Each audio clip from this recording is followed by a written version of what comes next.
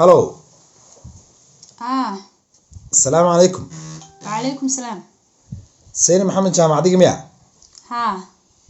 gabadha ilmaha agoonta u weyn soo adiga ma ها gurigi ilmaha agoonta adiga gad soo ma ها aniga gatay. okay lacagta ku gaday 162 ku soo ma ها okay waxaan ka rabnaa anagu 6300 canshuura adiga taa aniga qoladan ay dartina ogaatid hormuud weydii hormuud ku sheegaysay numberkan canshuurta waa bixinay canshuurtana weydiinays maxaa dawladda baa siin canshuurta dawladda ma aha canshuur kala jirta canshuur kala laga rabaa 6300 ana canshuurta waa bixiyay kulay hormuud telecom waa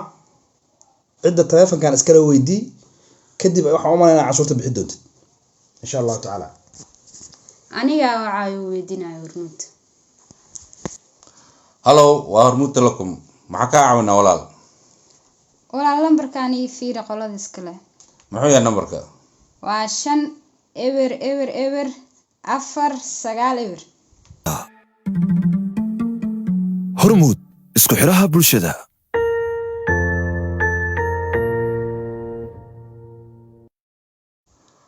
wala yaqaan numberkaas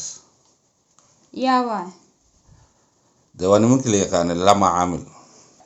nimanka yaa waa ayaga isku sheegayo lama caamil laakiin taas baa ku sheegaya adi noo sheeg magacano